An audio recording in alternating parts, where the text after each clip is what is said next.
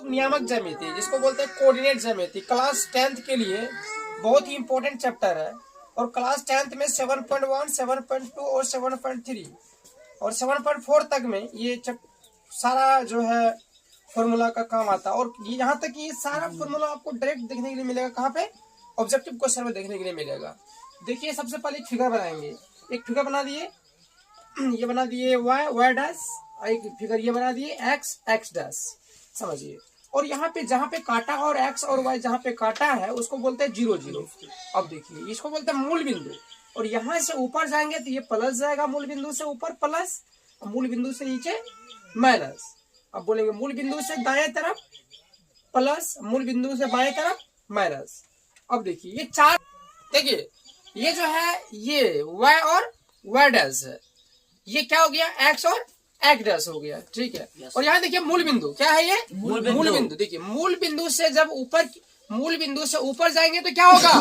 Plus. मूल बिंदु से नीचे आएंगे तो माइनस। मूल बिंदु से दाएं जाएंगे तो, और मूल बिंदु से बाएं जाएंगे तो माइनस। अब देखिए चार घर में बट गया, इसको बोलते हैं प्रथम चतुर्थांश। प्रथम चतुर्थांश में क्या होता है? प्लस प्लस क्या होगा?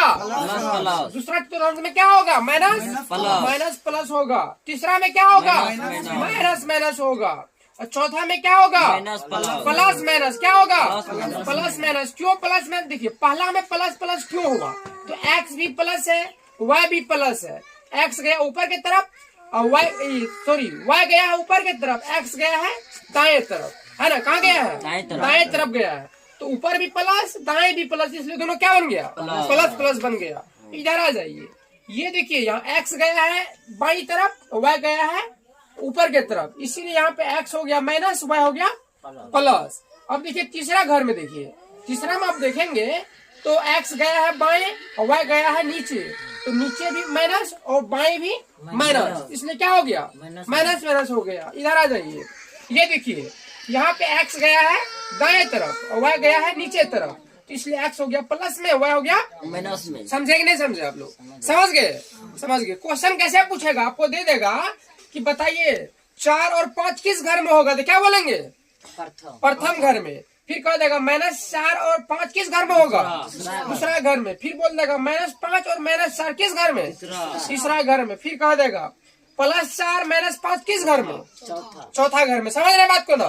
तो प्लस प्लस हो गया तो पहला घर, माइनस प्लस हो गया दूसरा घर, माइनस माइनस हो गया तीसरा घर। उसके बाद देखिए प्लस माइनस हो गया तो चौथा घर। कोई दिक्कत नहीं। अब आइए यहाँ पे मूल बिंदु का नियम क्या होता है? 0 0। क्यों 0 0 होगा? कोई भी दूरी कहाँ से मापेंगे हम लोग? शून्य से मापेंगे। शून्य मतलब मूल बिंदु, है ना? अब समझिए, तो मूल बिंदु का नियम 0 0। मूल बिंदु से दूरी x² प्लस y²। x अक्ष पर, x अक्ष को क्या कहते हैं? कोटि कहा जाता है। तो x अक्ष को क्या कहा जाता है? कोटि। x अक्ष को कोटि कहा जाता है। y अक्ष को क्या कहा जाता है? भुज कहा जाता है। क्या कहा जाता है? भुज कहा जाता है। भुजा नहीं है, भुज है। क्या है? भुज है। और x अक्ष पर y क्या होगा? 0 होगा। क्या होगा? 0 होगा। जैसे किसी गाँव आप जाते हैं, उसके गाँव में आप 0 ही बने रहते हैं। हीरो रहते हैं क्या? नहीं रहते हैं। तो x अक्ष के घर में अगर y गया तो क्या बनेगा? वो 0।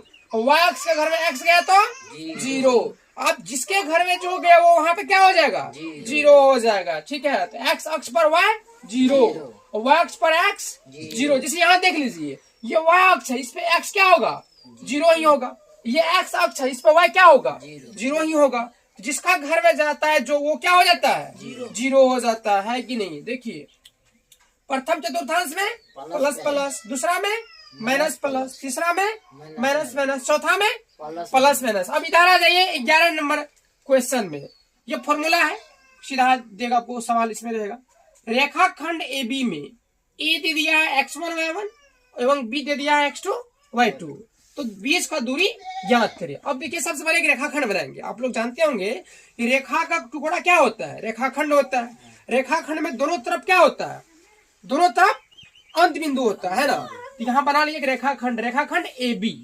A है x1 y1 अब B है x2 y2। तो AB बराबर होता है x2 माइनस x1 का whole square, x2 minus x1 का whole square plus y2 minus y1 का whole square, y2 minus y1 का होल स्क्वायर। और फिर 12 नंबर में आ जाइए, कहेगा रेखाखंड ए बी में ए दे दिया x1 y1 एवं बी दे दिया x2 y2। क्या कह रहा है, रेखाखंड फिर क्या बना दिए, ए बी बना दिए। इसमें ए क्या दे दिया आपको, x1 y1, बी क्या दे दिया, x2 y2। कह रहा है का मध्य बिंदु का नियामक क्या होगा। फिर बना लेंगे रेखाखंड ए और बी, रेखाखंड ए बी हो गया। और मध्य बिंदु मतलब समझ लीजिए बीच में एक बिंदु दे दिए, ये क्या है एक्स वाई, क्या है एक्स वाई। तो एक्स बराबर हो जाएगा x1 प्लस x2 बट्टा 2 और y बराबर क्या हो जाएगा y1 प्लस y2 बट्टा 2। समझे आप लोग, समझ गए। ये जो 12 सूत्र है, ये 12 का 12 सूत्र आपका सीधा एग्जाम में दिखेगा और इसी सूत्र का प्रयोग करके क्या बनाएंगे आप लोग, नियामक ज्यामिति का सारा क्वेश्चन बनाएंगे। और इसको याद रख लेंगे तो आपको इस चैप्टर से 12 नंबर का सवाल आता है। कितने नंबर का, 12 नंबर का। अब सेकेंड वीडियो लाएंगे जिसमें आपको इसमें कुछ 4-5 फॉर्मूला, स्पेशल फॉर्मूला बच गया, उसको बताया जाएगा। और आप लोग कमेंट कीजिएगा, लाइक कीजिएगा, सब्सक्राइब कीजिएगा और ऐसे ही नए नए वीडियो आते रहेंगे जब तक आपको एग्जाम नहीं हो जाता। बोर्ड एग्जाम के लिए क्या है, रामबाण है, क्या है रामबाण है। और देखिए 1 जनवरी से बोर्ड एग्जाम के लिए फिर से शुरू से पढ़ाया जाएगा मैथ को, चैप्टर 1 बाय 1 करके।